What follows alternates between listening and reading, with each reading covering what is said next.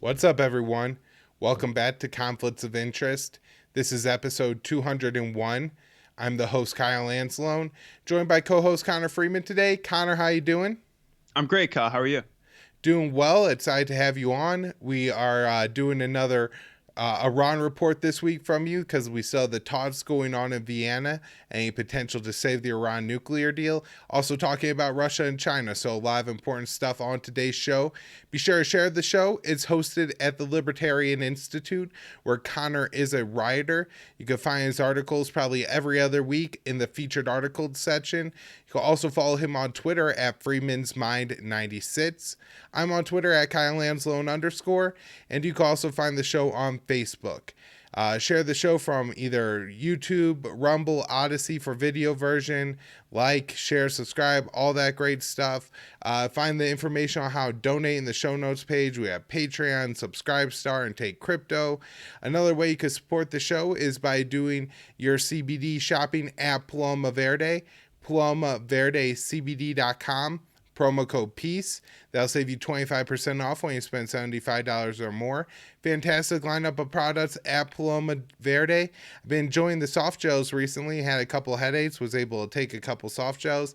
Get some pretty quick headache relief and don't have any like gut problems I get when you take some of the over-the-counter more traditional like ibuprofen or aspirin or something like that. So check out the great stuff they have over at Paloma Verde. I'm sure there's something there that could improve your life, whether it's a topical, soft gel, extract, or hell, maybe you want something for your dog. They have products for your pets.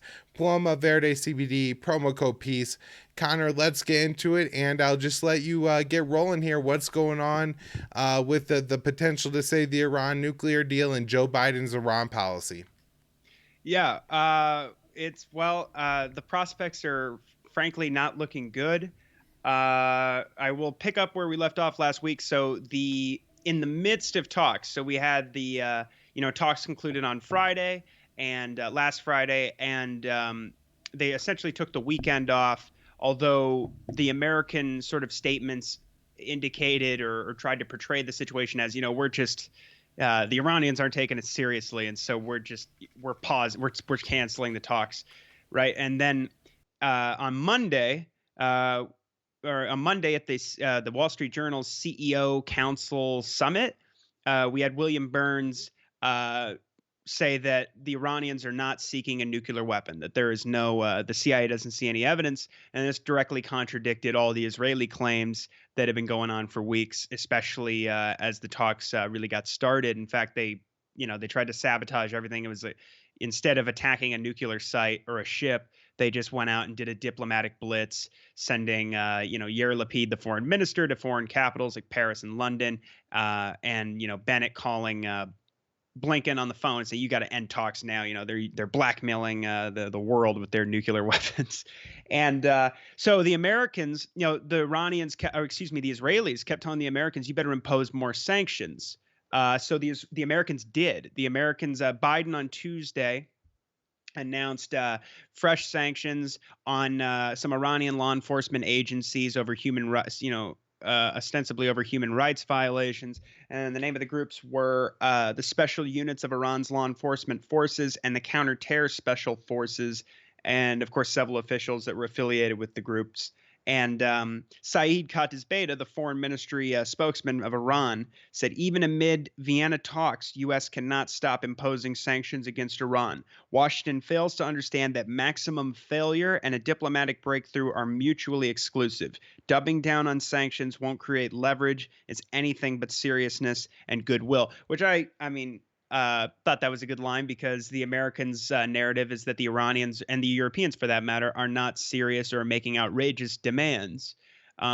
Although there's a very interesting guy named a professor at the University of Tehran named Mohammad Marundi, who is he's kind of the point man for international media for the Iranian delegation in Vienna, and he's had that position since 2015.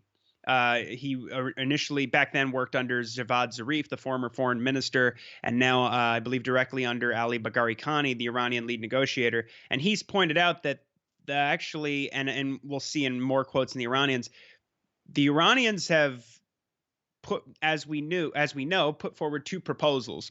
One on sanctions relief and one on, their commitments to under the nuclear deal, what they would have to walk back in terms of their advancements, since after a year after Trump left the deal and reimposed sanctions. And then the third draft proposal, which would come after there was an agreement and negotiations over those two proposals, they would seek a guarantee that America would not renege on the deal again and start this all over again. And so, as Mohammed Marundi pointed out in an interview with Aaron Mate recently and elsewhere, the Iranians have said to the Europeans, look, we'd like to see counter proposals from you. So review our drafts there. And in fact, as Dave DeCamp points out in his reporting, the drafts that have been drawn up, and you'll see elsewhere now too, they have to admit that the Iranians' draft proposals are based on, or at least the basis of which they have been written and conceived is upon what was already agreed upon in the previous 6 rounds of negotiations between April and June 20th, when following the election of Ibrahim Raisi, when talks paused until the very end of this last month. So, the rhetoric there is pretty disingenuous. And with the U.S. imposing sanctions and throwing out all this rhetoric about all options are on the table, even last week during the first round of talks, Blinken saying, I don't think they're serious. And then immediately, at least, the appearances were in many ways that he was kowtowing to Israeli agitation, let's say, to basically say that the Iranians are being, dishonest negotiating partners. And so, but I will say this. So the talks then began again on Thursday. The Americans were not there. Robert Malley arrived with his delegation on this weekend, actually. So as Dave DeCamp reports here at antiwar.com, the negotiations resumed on Thursday in Vienna, and Enrique Mora, the EU official who's brokering the talks, said that he sees a renewed sense of purpose since the last round was held. We have... Let's see. Now, on the other hand, the Europeans and the Iranians have been pointing this out often now, are basically falling in line behind the Americans and recycling all their rhetoric and basically saying the same things that which I find kind of ridiculous when they'll say things like Iran's nuclear program has advanced so much that the deal may be dead already, and this kind of thing. But I understand. I mean, the logic of that is meaning that Iran has now too much expertise, and they understand of how they can get to a nuclear weapon closer. They have a much more significant, let's say, latent nuclear deterrent. Like Japan, say for instance.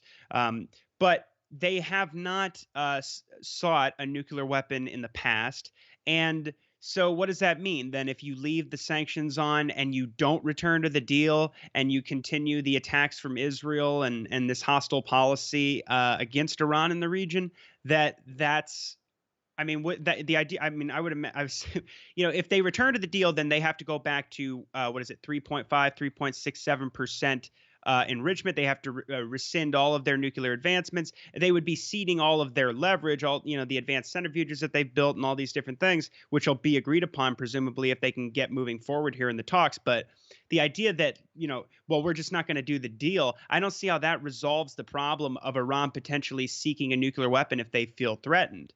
Although I don't think they're actually seeking one. I'm just saying that logically, the rhetoric doesn't really make sense, because whatever problem exists now with the deal still in place would probably be even worse, if not the same, if not worse, absent an agreement. Now, the Russians, I'll say this, after the Europeans, said that they didn't believe that they were serious, Ali Bagheri Khani, the lead negotiator, said Iran underlined that it is seriously continuing the talks based on its previous position. And we had the Russian envoy in Vienna saying that the meeting of the Joint Commission is over. It was rather short and constructive. The participants observed a number of important commonalities in their positions, including with regard to the need to finalize the Vienna talks on restoration of the JCPOA successfully and swiftly. So then, we spoke last week about some positive developments in the region. We had the UAE's top national security advisor, the brother of the de facto ruler of the UAE, the Abu Dhabi Crown Prince, who's Mohammed bin Zayed, but his brother, who is get his well, I'll refer into a piece later on what his name is. It's Tahun bin Zayed Al Nahyan, I believe.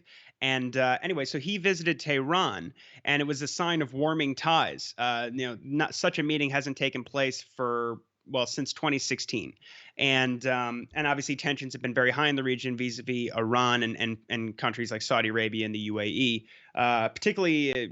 Even with, of course, the Abraham's Accords made that all worse because a big part of that was isolating Iran and surrounding it with enemies armed to the teeth.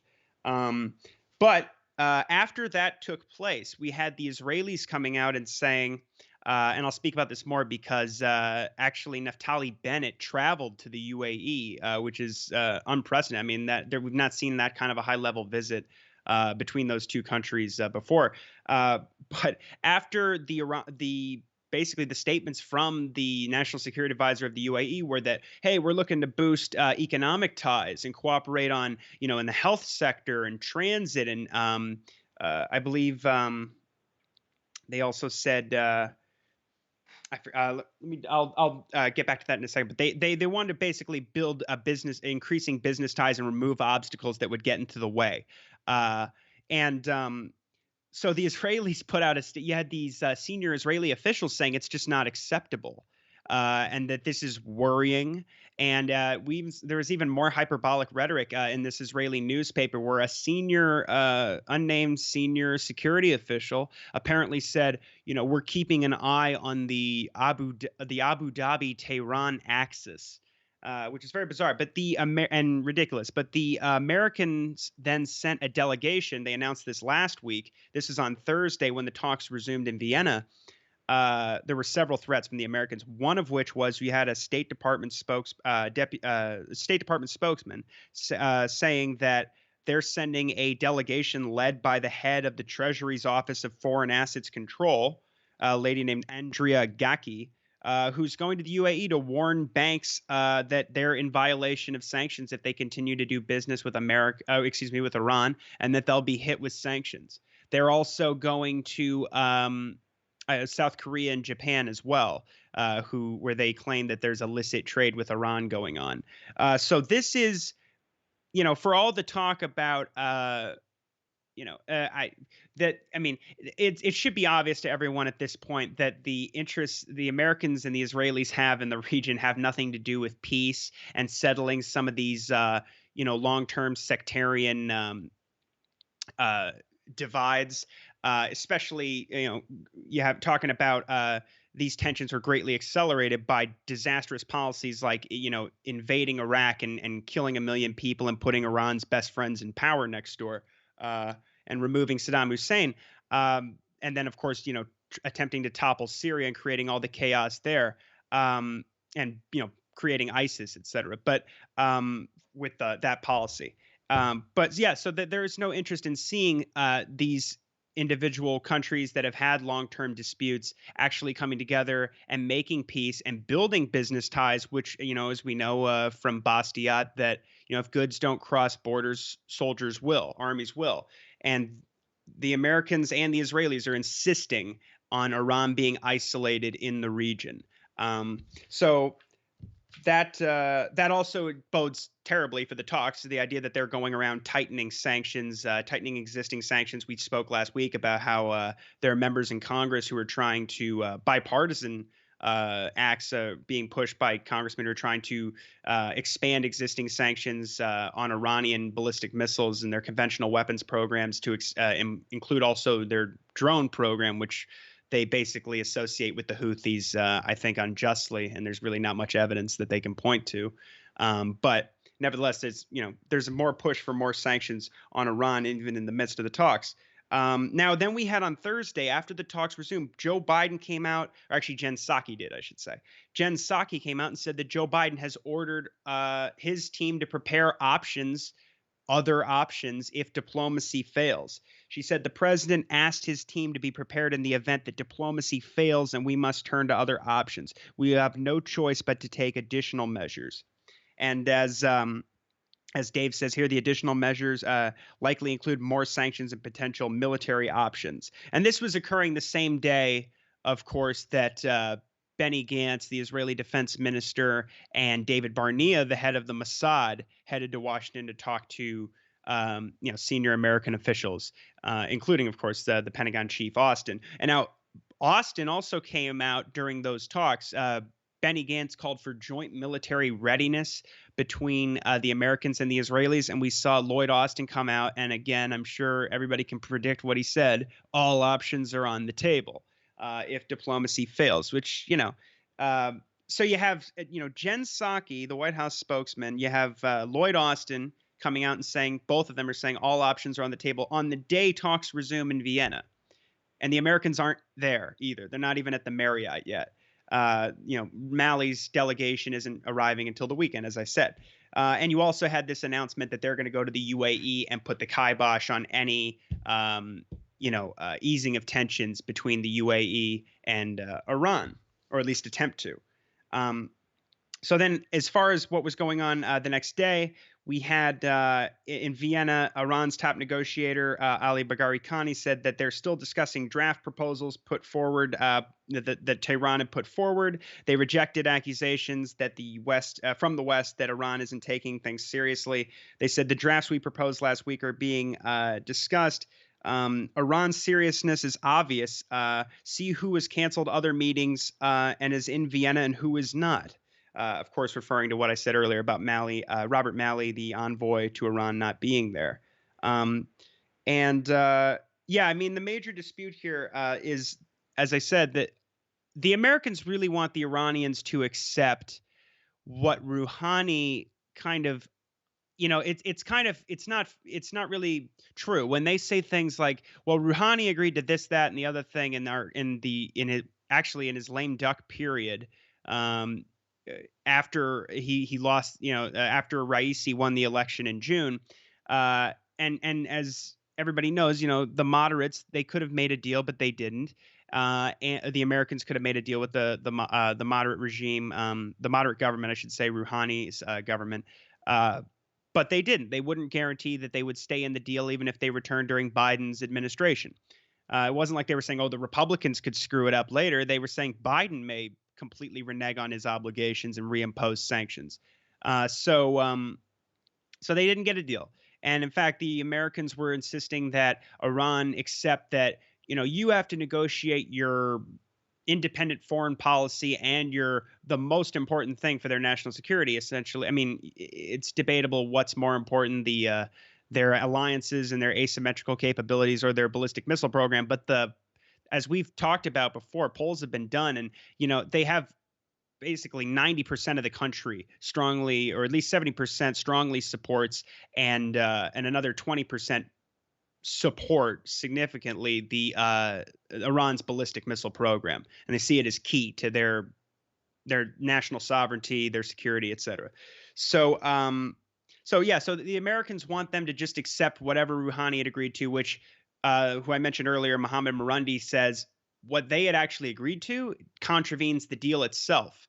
As Dave DeCamp has been pointing out all this time, they wanted Rouhani to accept limited sanctions relief. So, and Rouhani seemed to, they said that they came to a very closely to an agreement that was going to lift most major sanctions. They still remain far apart on these issues I mentioned earlier. No, the Iranians, the government that's in power now, say that deal was full of brackets. It was not, nothing is agreed upon until everything is agreed upon. Although they really only changed, like I said, roughly about a third, apparently, of what was in that draft proposal. But they want a return. They want a mutual return to the JCPOA in earnest. The Americans say they do, but the Iranians really mean it. And I'll just say, now we have the State Department coming out and saying it's too soon to tell if the Iranians are taking a constructive approach to talks. We have a State Department deputy spokeswoman come out and say yesterday it's just too soon to tell whether Iran has returned to a more constructive approach at the moment. The two parties are at the point of agreeing on matters. Let's see, Ali Bagheri Khani, I should say, actually said the two parties are at the point of agreeing on matters of which should be on the agenda. It's positive and an important evolution since at the start they weren't even in agreement on the issues to negotiate. And that's another note I picked up from Mohammed Marundi, which is that the Iranians, as we noted at the beginning of the talks, were very satisfied with the fact that I believe that on the 29th, or when the talks began on Monday 2 weeks ago, there was sort of a preliminary discussion, and then the Tuesday they had the working group on sanctions reconvene. So sanctions were the priority on the first day of the working groups reconvening, and then the next day on Wednesday they were going to reconvene the working group that discussed the nuclear agreement, like the Iran's obligations under the deal in terms of their civilian program. But they wanted, their priority, as they said, they sent several economic officials, including, I believe, the head of Iran's central bank, in this 40-member delegation. They want to discuss, their economy and the lifting of sanctions and ensure that they can verify that. And that's their priority, is to lift the sanctions, of course. And but according to Marundi, the last few days of talks, all the Europeans and the Americans wanted to talk about were Iran's obligations under the deal and how they need to walk back their advancements. And that was not appreciated. They put forward draft proposals. They don't get a counter proposal. And then the Europeans, all they want to talk about is how, you need to return to full compliance. Otherwise, you're not taking it seriously. And that's a poison pill, because when the Americans say, oh, if you return to full compliance, so will we. That means Iran has to essentially shed their whole all their leverage in the talks, in the hope that the Americans are being honest this time, which they've proven time and time again that they're not, including, last May when Biden apparently told them, yeah, I can't even, if I promise you I'm going to stay in the deal, you can't even trust it, because I may just reimpose sanctions and leave the deal anyway. And let's see, I've got some other quotes that are relevant. Let's see. So Raisi said, the Ibrahim Raisi, the Iranian president, who's supposedly a hardliner, although he held a meeting with the ambassadors, Iran's ambassadors to neighboring countries, and said that fighting sanctions is a strategic move for Iran, but he added that the country is also serious in the Vienna negotiations. And this is from an Al Jazeera report called "Iran and the World Powers Try to Bridge Gaps in Ongoing Vienna Talks." And he says, if the other side has the will to lift sanctions, a good deal will be made, and we certainly are after this good deal. Now, I also picked up in here that the Rafael Grassi, the chief of the IAEA, is again just basically saying that they need to return to excuse me, before I forget, Robert Malley also told Al Jazeera, the envoy for Iran, this Biden's special envoy. He's succeeding Elliot Abrams, of all people, and he is he says that the Biden administration is privileging the path of diplomacy, but they're ready to consider all options available. So this is just privileging. The rhetoric is very even almost dismissive, and just treating Iran like a subject rather than a negotiating partner. They're being privileged with us even considering this, because we could just go to war. It's very aggressive. And yeah, I mean, it's a borderline threat. And Connor, one of the things about this that's so frustrating to me when, you have Biden saying that they're preparing other options and all this kind of stuff. Like, we both know that the U.S. military is constantly preparing options for whatever on Iran. We don't need public announcements of that, especially when, that you're trying to conduct diplomacy with a country that has been very explicit that it doesn't want a perception that it's being bullied back into coming to the table. And so even if you really felt like these threats had to be made, they could be communicated covertly, like through European allies or something like that, but that it's being done, openly. It means that it's, I think a lot of it's for domestic political consumption, which is unfortunate that, like, you're going to allow the Iranian people to suffer under sanctions so you could be a loudmouth, jackass and appeal to, like, the worst part of, like, American nationalism at home, right? But that's, I think, essentially the trade-off largely being made by the Biden administration, like, on these rhetoric issues. But it has to have a distinct at least bitterness and seeming of unfairness to the Iranians that, while I don't think the Iranians are childish enough and, probably going to look at like in such a trivial way that, Robert Malley saying that they're preparing options, or Biden saying that they're preparing options, is going to, discourage them enough to get them from, removed from negotiating this agreement or whatever. But at the same time, all that buildup plus, they're talking about carrying out war games between the U.S. and Israel right now. Yeah. So I don't know if you had anything else to get to before that, but I think that's a pretty important and maybe a significantly bigger threat than the U.S. has been making in the past couple of weeks. Yeah, this has kind of been the drumbeat since August that all options are on the table, particularly since Bennett's meeting with Biden back in August. Before I get to that, though, I'm going to go to this other Al Jazeera piece called "Iran and Europeans Trade Barbs at Vienna Nuclear Talks," and this came out today. So just to add to all that, we have. We're essentially at a stalemate, as I've pointed out. Despite the, like you say, the mainstream interpretation for domestic consumption, I'm sure most Americans who pay enough attention to TV news, or I don't even know, to the extent that they're covering, I don't watch TV news anymore. They're basically, the idea is that at least the American rhetoric is that Iran is intransigent, right? They're not taking it seriously. So Bagheri Khani said today that their counterparts, meaning the Americans and Europeans, persist in their blame game habit instead of real diplomacy. As I said, they haven't put forward their own draft proposal. They just go, you should agree to what was Rouhani didn't even technically agree to in June.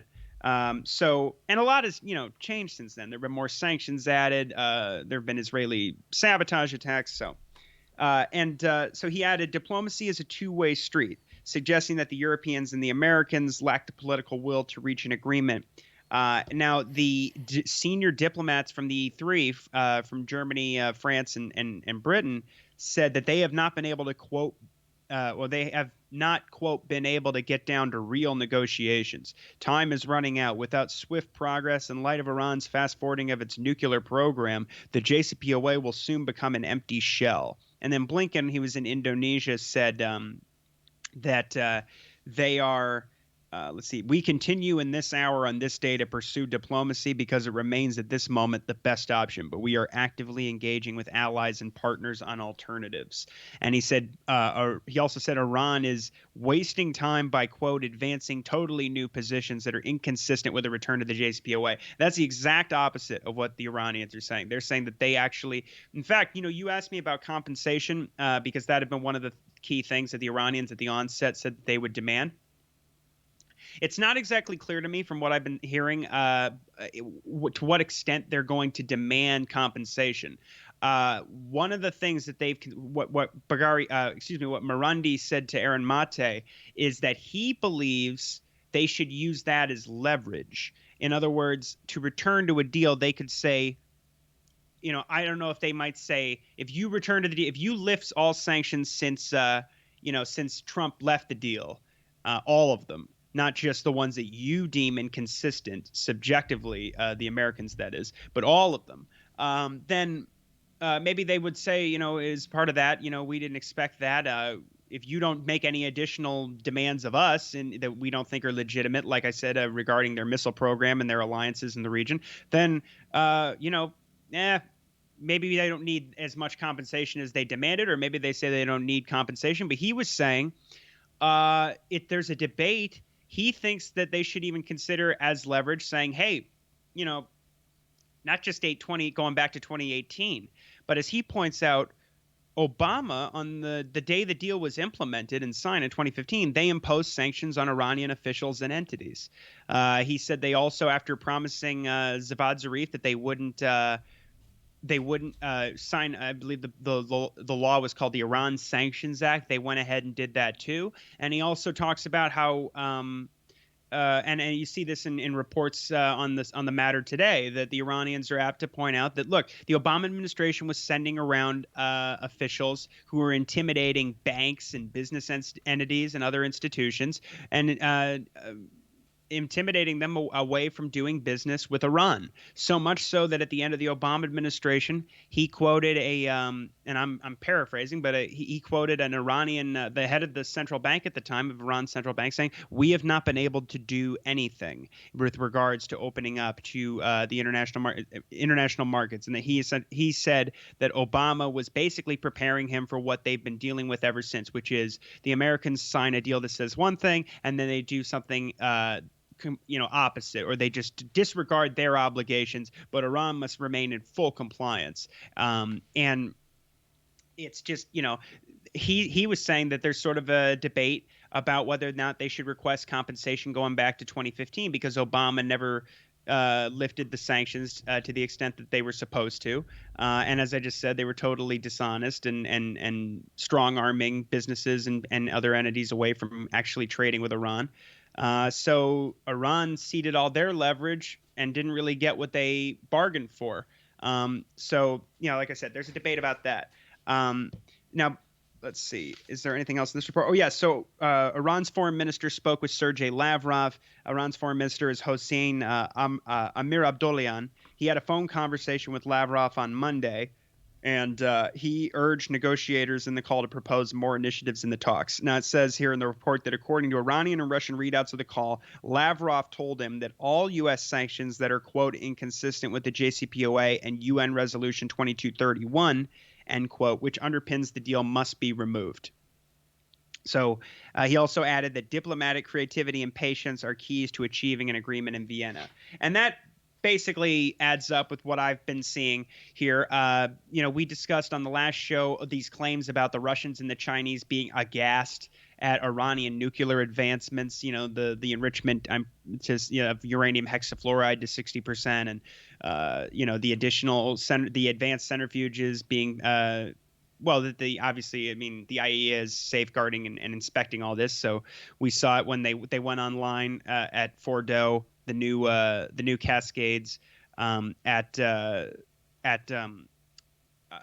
really around the time talks began, which I believe you and I suspected that the Israelis might have had intelligence about that, which is why they were hyping up this idea that, they're racing for a bomb, they're advancing their nuclear program for leverage. But as Jason Ditz points out, which, because it's going to get hyped up in the media anyway, but if you start out with this hyperbolic, over-the-top lie, it kind of muddies the waters a bit. So it makes this if you read Jason Ditz, he'll tell you that, look, this renovation, these improvements on the centrifuges at Fordo, on the facility, were already undertaken long before talks were even scheduled to begin again at the end of November. So it's largely, at least, at worst, coincidental that this happened.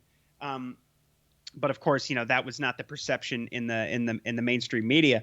Now, the last thing I'll say before I move on to the Israelis, we had the UN Secretary General, for what it's worth, Antonio Guterres, calling for an end today to U.S. unilateral sanctions on Iran so that they can ensure full implementation of the aforementioned Resolution 2231 that undergirds the nuclear deal with Iran. And he says it's in his latest report, subject to the UN Security Council, and that they'll be discussing that at a UN Security Council meeting tomorrow.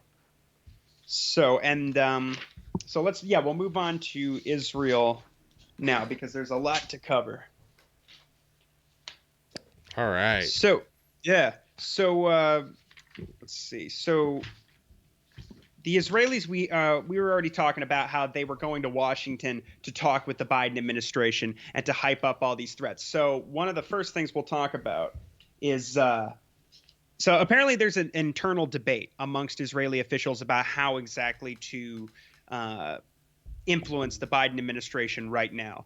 And the idea is, according to this report in Axios that Dave DeCamp reports on here, the Naftali Bennett, let's start with Gantz.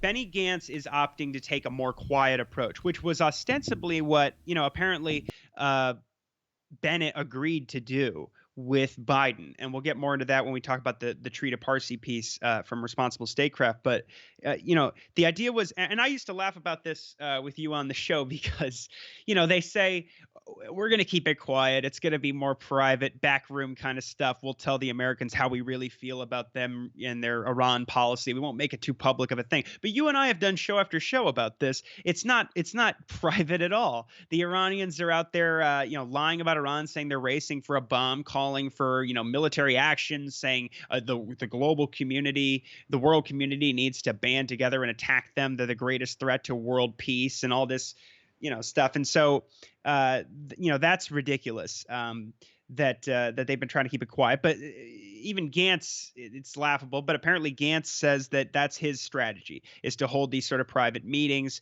and influence the Americans that way. But Bennett, apparently, according to the report, has flipped. That he is now, especially since talks kicked off, taking a much more aggressive approach, more akin to what we saw under Netanyahu during the Obama administration, when Obama was trying to ink the deal, and Netanyahu went and spoke to Congress, and this. I mean, Bennett hasn't done that yet, but it's certainly, he's taking a much more publicly hawkish view.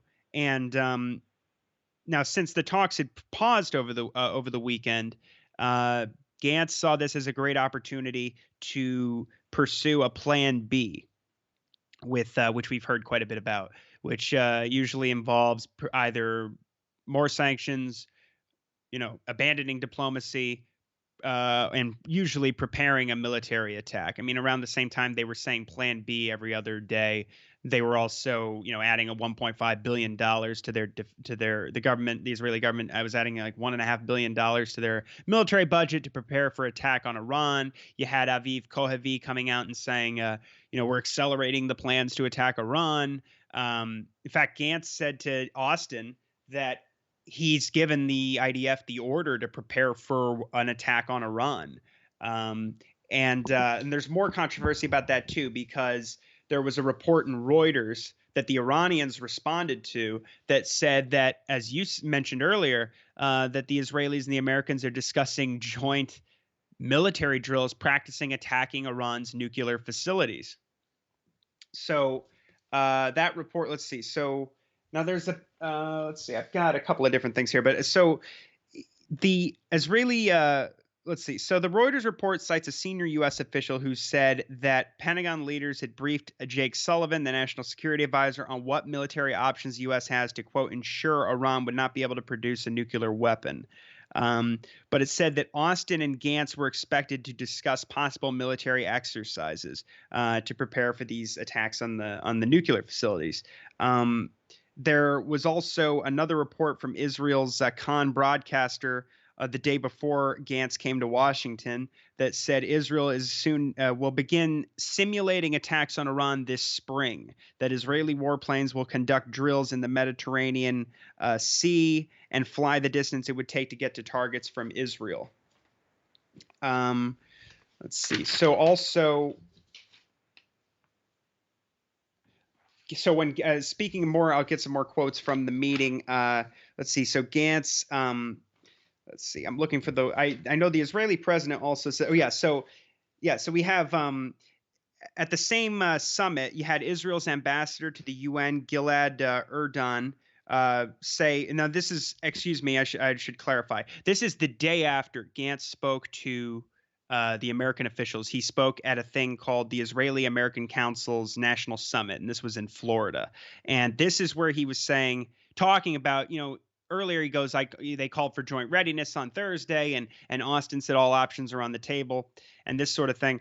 But then the following day, Gantz goes to this Israeli-American Council summit, and he says that he used every occasion during the meetings to say Iran is first and foremost the biggest threat to global and regional peace and stability, and that only then is it a threat to Israel. And he says the international community with U.S. leadership must stand together and act forcefully against Iran's hegemonic aspirations and their nuclear program to restore stability for the sake of global peace. You also had Israel's ambassador to the UN, Gilad Erdan, who claimed that the Biden administration agrees with Israel's view that the deal would not stop Iran from developing a nuclear weapon. So this all, occurring at the same time that you have Jen Psaki coming out and saying that Biden is preparing, he's ordering his team to prepare plans to attack Iran if diplomacy fails. This seems like a very coordinated campaign to increase pressure on Iran. Let's see. And Gantz said he also gave an order to the IDF. He notified American officials that the order he gave to the IDF was, quote, to prepare for the Iranian challenge at the operational level. And then a senior Israeli military source told Times of Israel that Gantz might have also presented a timeline to Lloyd Austin for when an Israeli attack could take place. Let's see.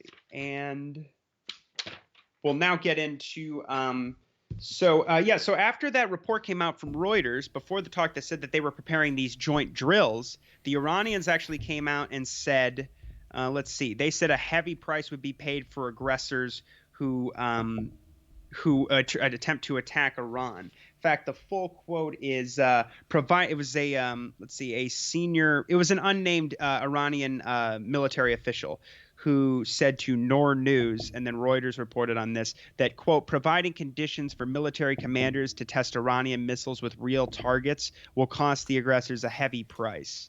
So this caused a huge stir. I mean, as far as, did they actually discuss this? The rhetoric indicates that, they probably did. But officially, John Kirby, the Pentagon press spokesman, said, I know there's interest. He was responding to questions about it. He said, I know there's interest in a certain Reuters report. I will tell you this. We routinely conduct exercises and training with our Israeli counterparts, and I have nothing to announce or speak to or point to or speculate about today.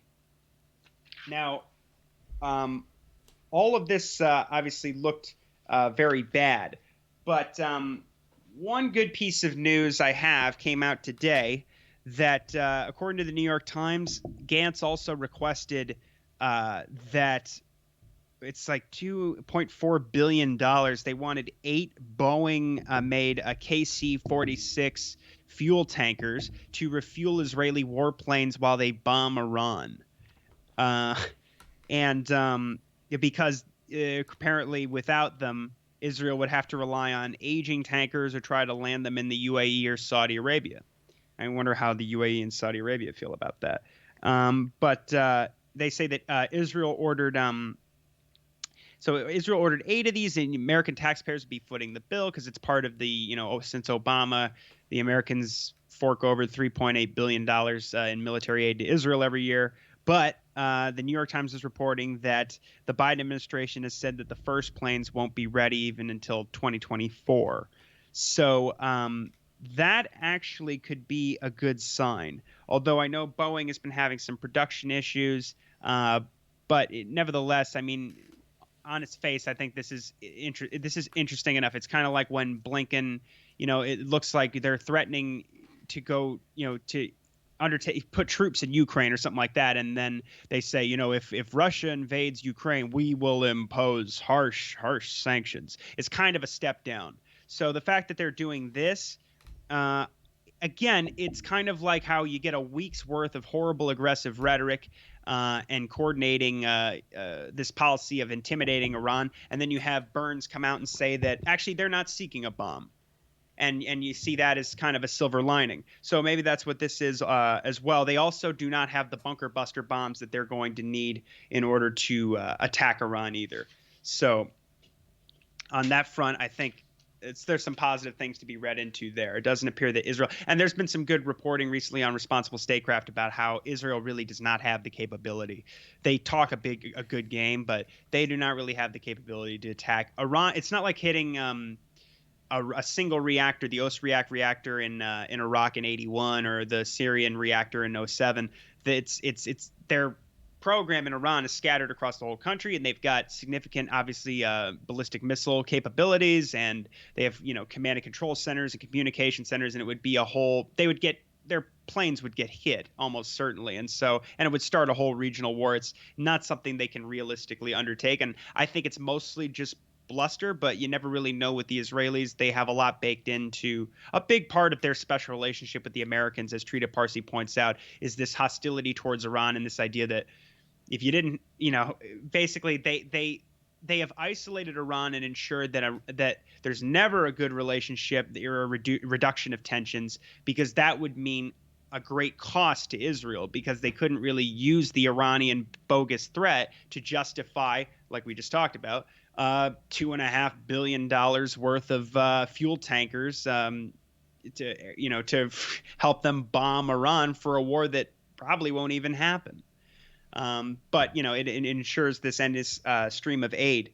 And I'll just say that Trita Parsi has this great piece here where he just says, and I'll just summarize it, that the Biden team, didn't go return to talks until April, and according to Trita Parsi, their opinion was essentially that, well, Obama's mistake was he didn't listen to Netanyahu enough, and he didn't really basically that they felt like the Obama administration did not really heed the Israelis' advice or appease them enough, and that's why they didn't get them on board to support the JCPOA. That if they had been more receptive, that it could have been different. But that appears to not be the case at all. In fact, Trita's report, he's kind of his jumping off point for the article is this piece that came out in the New York Times that it's got three different authors. One of them is David Sanger. He's the final byline, so take that for what it's worth. But it does indicate that the Israelis consulted the Americans about it's supposedly they're interviewing a bunch of different several anonymous American and Israeli officials, security officials. So, but the idea is that, and it is a leak for all intents and purposes, them saying that actually the Israelis consulted the Americans before their attack on the Courage site in June and another sabotage attack in September. So that's very provocative anyway. And it doesn't say if the Americans tried to stop them or advised against it or anything like that. So, but Trita basically goes through here and says, like I was saying earlier, that despite what the Biden administration, senior officials thought that they could handle the Israelis better by coordinating more closely. And a big part of it is like, well, you want us to add more sanctions? We'll add more sanctions. You want us to make more threats? We'll make more threats. But he says the details of the deal are not the real problem. It's rather the very idea of Washington and Tehran reaching any agreement that not only prevents Iran from developing a bomb, but also reduces U.S.-Iran tensions and lifts sanctions that have prevented Iran from enhancing its regional power. He says many of Washington's partners in the Middle East worry about a U.S.-Iranian rapprochement and its geopolitical implications, which would be a likely tilt in a regional balance of power in Iran's favor, especially given the widespread perception that the U.S. is eager to extricate itself from the neighborhood rather than Iran's nuclear advances. So he's applying, what I've been saying all along, and that they're really not afraid of Iran getting a nuclear bomb. No one really is. It's about the changes in the region and the relationships. So as they say, as Trita quotes himself, he wrote in Foreign Affairs in February, so long as the United States works to contain Iran's political influence and undermine its economy, the balance of the region will artificially tilt in favor of these states, a tilt their own power cannot sustain.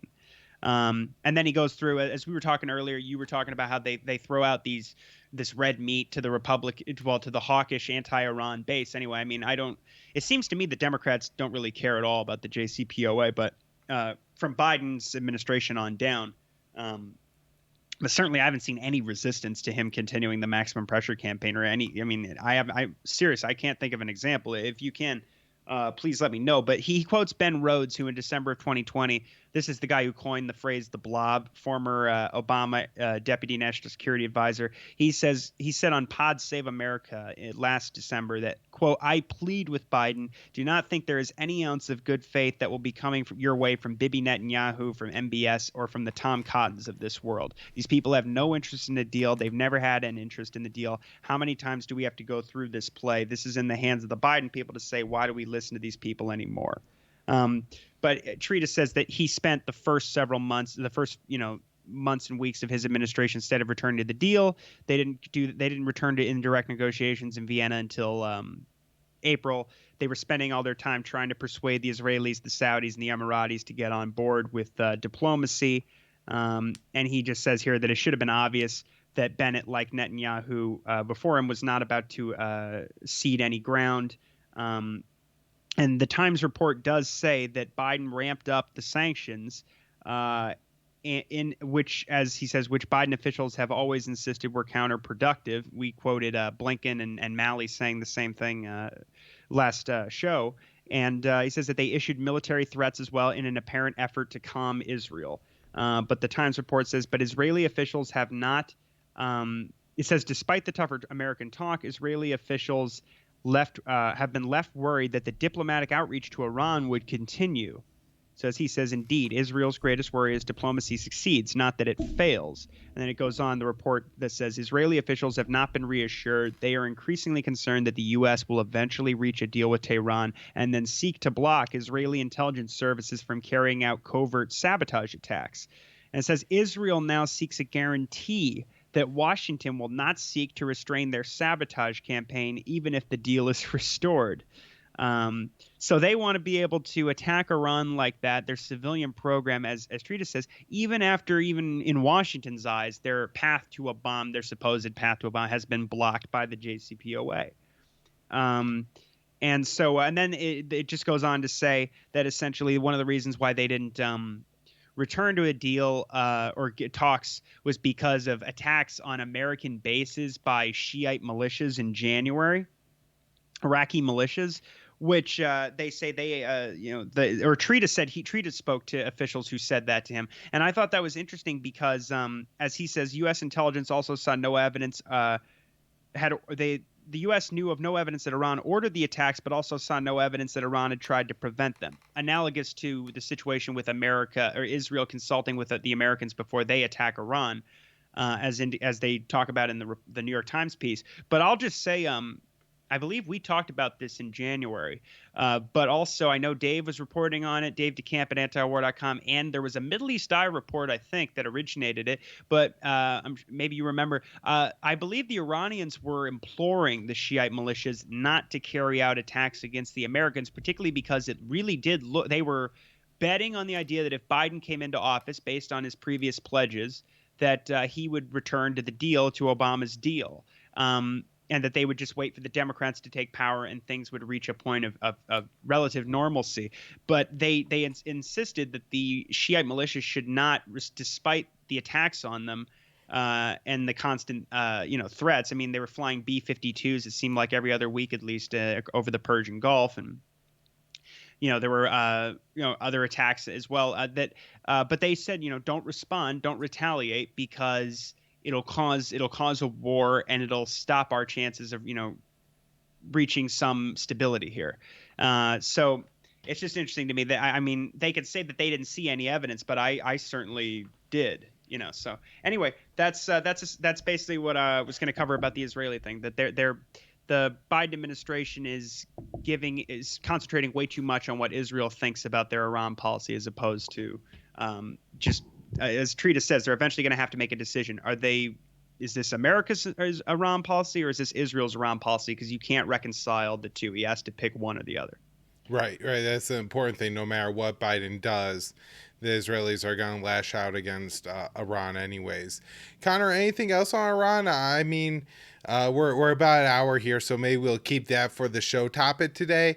And I'll do another show this week with the Russia and China stuff. But I mean, we're now in the 7th or 8th round of talks. I don't know how they're labeling all of it. It seems like there's still a decent amount of distance between the two sides, and this is going to require a good amount of diplomacy, talks with the Iranians, figuring out the positions, what could be worked on, what could be negotiated, what are hard lines on each side. And hopefully in that time, Israel doesn't do anything too crazy. The Biden administration doesn't go along with anything too crazy. That absolutely kills talks. I guess one of my bigger concerns right now is it seems that the Western press is at least getting people ready, if not trying to sabotage the deals with their reporting on. Because just before we went on, the French are saying, oh, it's hanging by a thread and everything like this. And it seems like they're really preparing people for this thing not to survive, these current rounds of talks in Vienna. So, any final thoughts, Connor? Yeah, I'll say I think it's possible that I was listening to the Scott Horton show the other night, and he had Dave DeCamp on, and they were talking about how the possibility, and I think it's starting to look more and more like this, that they, so we discussed Treatise Piece last week, the one in MSNBC that said that they would kind of go to the coma option, that the deal would be dead but nominally alive, and you would kind of keep diplomacy good. I mean, it would ultimately work out well for. I mean, if Iran's concern is that they cede their leverage here to get sanctions relief, they may not get sanctions relief. They'll be threatened with war anyway, and then they lose their whole hand in terms of the talks, and then they have nothing to bargain with. They have to just accept whatever comes, and puts them in a very vulnerable position. So they don't want to do that. At the same time, they're starting to work around, as we know, we're working around sanctions. The the Chinese and the Russians are expanding their interests in Iranian oil. There's still a lot of business going back and forth. I think the Chinese and the Russians have an interest in seeing the deal through because it promotes a more stable region, and they want to do business with not only the Gulf states and Iran, but also Israel for that matter. So the more peaceful of a situation they can have, I think it's most advantageous for Moscow and Beijing, for their business interests and political interests. Now, on the other hand, the Americans are pivoting to Asia. They still seem more or less I think there's an indefinite occupation of Iraq and Syria. As we've seen recently, it doesn't seem like anything is changing in Iraq except in name only. And of course, we know about the occupation of Syria, and the Israelis are insistent that they stay there as well. Not that the Americans need much more encouragement, but that's also their preference and their policy.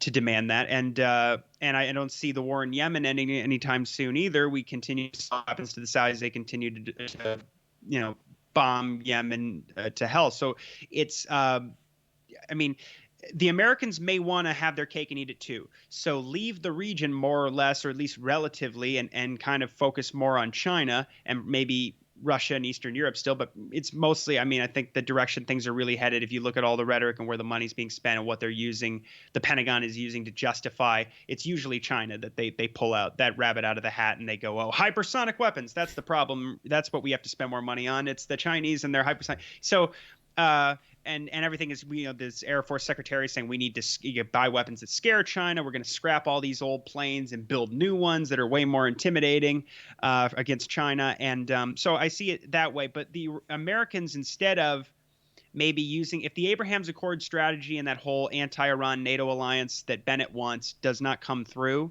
the next best, which it may still, but the next best thing is you just leave Iran, I suppose, from the Americans' perspective. They don't have to pay the political cost of returning to the deal and fighting Congress over sanctions relief, which they'll oppose, no doubt. And it'll hurt them in the election because the Republicans will say they're going to cause another Holocaust or something in Israel if Iran gets they're going to get a bomb and, whatever. I'm sure Nikki Haley's new think tank is working on the talking points right now. They may just decide to leave the sanctions on and ruin the deal, but maybe they won't kill it, but they'll just let it go into that coma option. And the Israelis, as Treatise said, they may kind of dial back their sabotage attacks on Iran, make them a little less remarkable. But if they do that, as he said, the Israelis will probably be satisfied because their biggest priority here is to ensure that there is no return to a deal and that tensions stay at least where they are between the U.S. and Iran, and that there are no significant changes to the security situation, and they can continue to rely on that $4 billion a year in aid and use Iran as the big boogeyman excuse for it. So, and the Europeans, frankly, all indications are that they're just going to fall right behind whatever America says. Honestly, I haven't seen much indication otherwise. So, I think the most likely thing is that they just don't come through with it. Yeah, and the last thing I'll add is I think there is some advantage to Iran to having the additional protocol, even though they're, not having the full JCPOA surveillance and monitoring, the, additional protocols, even if the IAEA, currently is hyping the Iranian, latent threat a little too much and saying, well, we only have a fuzzy picture of what's going on right now. They can absolutely guarantee Iran isn't making or trying to make nuclear weapons. And I do think that is an advantage for Iran. For sure. They don't want to, they're not trying to secretly make nuclear weapons. And so having somebody who's unquestionably, I guess, well, I guess I can't say that, but to the West is unquestionably like the unbiased party. I don't know quite if the IAEA is that, but let's just say that that's the Western perspective on it. If they come out and say like Iran is not making a nuke, that really undermines the U.S. and Israeli pretext for a lot of their aggression against Iran, and it does kind of stymie how much they could get away with in being hot towards Iran. And so I do think even as much as the JCPOA limited Iran's civilian nuclear like energy program and all that, and there were downsides for the Iranians, the additional protocols and everything and all those inspections that I think does have a slight advantage for Iran. And so that is a reason they definitely will want to stay in it. But Connor, thanks so much for coming back on the show and continuing to do these weekly Iran updates on the show. It's absolutely important, and there's just not nearly as much coverage of this as there should be. Almost all the coverage is in the context of Iran is bad and we have to do things to stop their missiles and their malign foreign influence in the region. Houthi, Hezbollah, Hamas, terrorism. And what do you know? Assad dropped chemical weapons. We got to do something about it. Oh, isn't the Ayatollah bad?